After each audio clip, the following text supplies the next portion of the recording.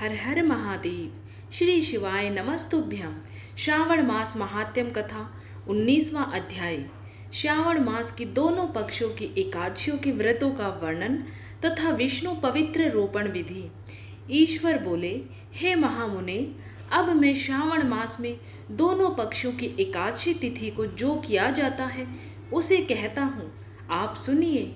हे वत्स, रहस्यमय, अति श्रेष्ठ, महान पुण्य प्रदान करने वाले तथा महापातकों का नाश करने वाले इस व्रत को मैंने किसी से नहीं कहा है।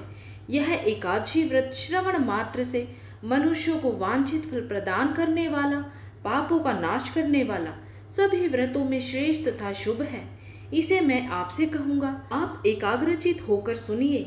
10वीं तिथि में प्रातःकाल स्नान करके शुद्ध होकर संध्या आदि कर ले और वेदवेता, पुराणज्ञ तथा जितेंद्रिय विप्रों से आज्ञा लेकर 16 उपचारों से देवाधिदेव भगवान का विधिवत पूजन करके इस प्रकार प्रार्थना करें। हे पुंडरीकाक्ष, मैं एकादशी को निराहार रहकर दूसरे दिन भोजन करूंगा। हे अच्युत, आप मेरे शरणदाता होइए। हे वत्स, गुरु, देवता तथा अग्नि की सन्निधि में नियम धारण करें और उस दिन काम क्रोध रहित होकर भूमि पर शयन करें। उसके बाद प्रातः काल होने पर भगवान केशव में मन को लगाएं। भूख लगने तथा प्रस्खलन, गिरना, ठोकर आदि लगना के समय श्रीधर इस शब्द का उच्चारण करें। हे वत्स, यह व्रत मोक्ष प्रदान करने वाला है, अतः 3 दिनों तक पाखंडी आदि लोगों के साथ बातचीत, उन्हें देखना तथा उनकी बातें सुनना, इन सब का त्याग कर देना चाहिए। तदंतर क्रोध रहित होकर पंचगव्य लेकर मध्याह्न के समय नदी आदि के निर्मल जल में स्नान करना चाहिए। सूर्य को नमस्कार करके भगवान श्रीधर की शरण में जाना चाहिए और वर्णाचार की विधि से सभी कृत्य संपन्न करके घर आना चाहिए। वहाँ पुष्प, धूप तथा अनेक प्रकार के नैवेद्यों से श्रद्धा पूर्वक श्रीधर की पूजा करनी चाहिए। उसके बाद सुवर्ण में पंचरत्न युक्त श्वेत चंदन से लिप्त तथा 2 वस्त्रों से आच्छादित कलश को स्थापित करके और शंख चक्र गदायुक्त देवाधिदेव श्रीधर की प्रतिमा स्थापित कर उनकी पूजा करके गीत, वाद्य तथा कथा श्रवण के साथ रात्रि में जागरण करना चाहिए। इसके बाद विमल प्रभात होने पर द्वादशी के दिन विधिवत पूजन करके कृतकृत्य होकर बुद्धिमान को चाहिए कि श्री हरि श्रीधर नाम का जाप करें।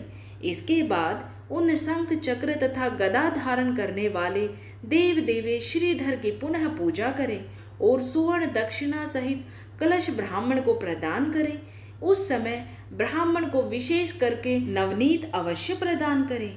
इस प्रकार प्रार्थना करें, भगवान श्रीधर आप मुझ पर प्रसन्न हो और मुझे अत्युत्तम लक्ष्मी प्रदान करें।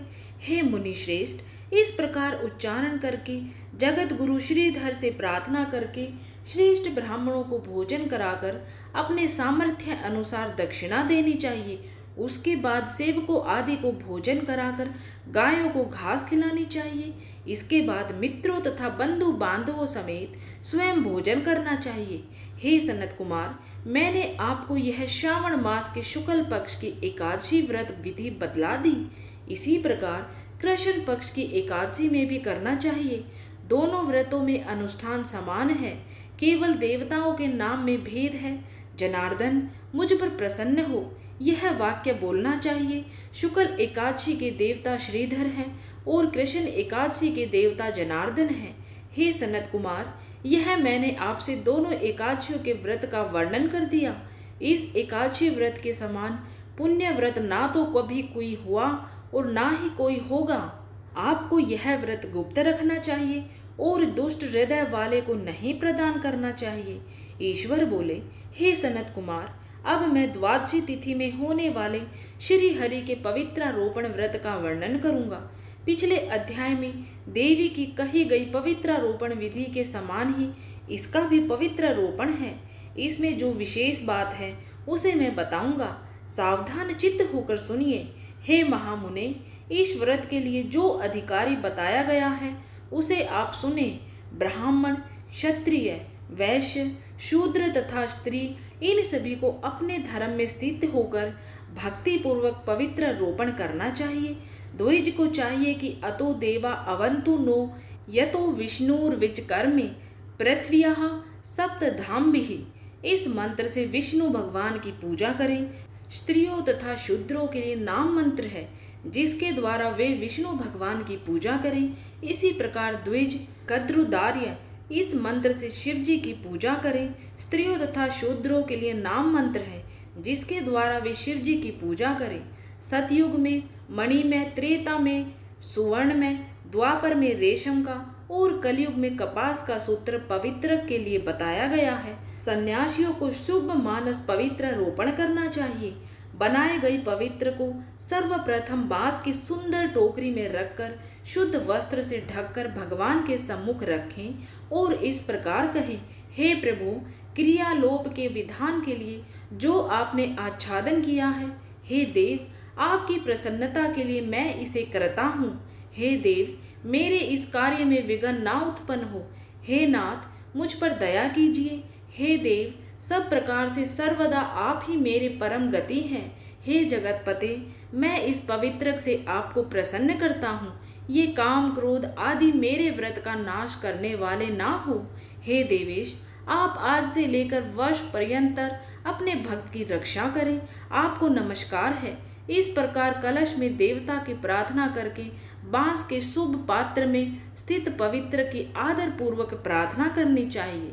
हे पवित्रक, वर्ष भर की गई पूजा की पवित्रता के लिए विष्णु लोक से आप इस समय यहाँ पधारे, आपको नमस्कार है।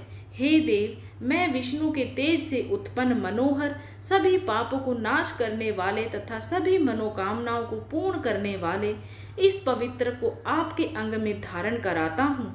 हे देवेश, हे पुराण पुरुषोत्तम, आप मेरे द्वारा आमंत्रित है, अतः आप मेरे समीप पधारें।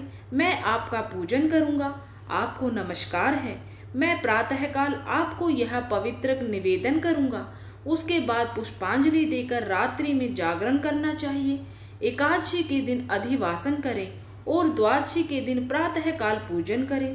पुनः हाथ में गंध, दुर्वा तथा अक्षत के साथ पवित्रक लेकर ऐसा कहें, हे देव देव, आपको नमस्कार है। वर्ष पर्यंतर की गई पूजा का फल देने वाले इस पवित्र को पवित्रीकरण हेतु आप ग्रहण कीजिए।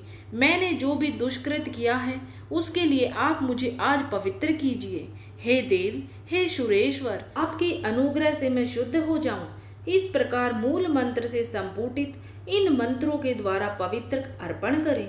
उसके बाद महानैवेद्य अर्पित करके निराजन कर प्रार्थना करें और मूल मंत्र से घृत सहित खीर का अग्नि में हवन करें। इसके बाद इसी मंत्र से पवित्र का विसर्जन करके इस प्रकार बोले, हे पवित्रक, वर्ष भर की गई मेरी शुभ पूजा को पूर्ण करके अब आप विसर्जित होकर विष्णु लोक को प्रस्थान करें। इसके बाद पवित्र को उतारकर ब्राह्मण को प्रदान कर दे अथवा जल में विसर्जित कर दे। हे वत्स, मैंने आपसे श्री हरि के इस पवित्रारोपण का वर्णन कर दिया। इसे करने वाला इस लोक में सुख भोग कर अंत में वैकुंठ प्राप्त करता है।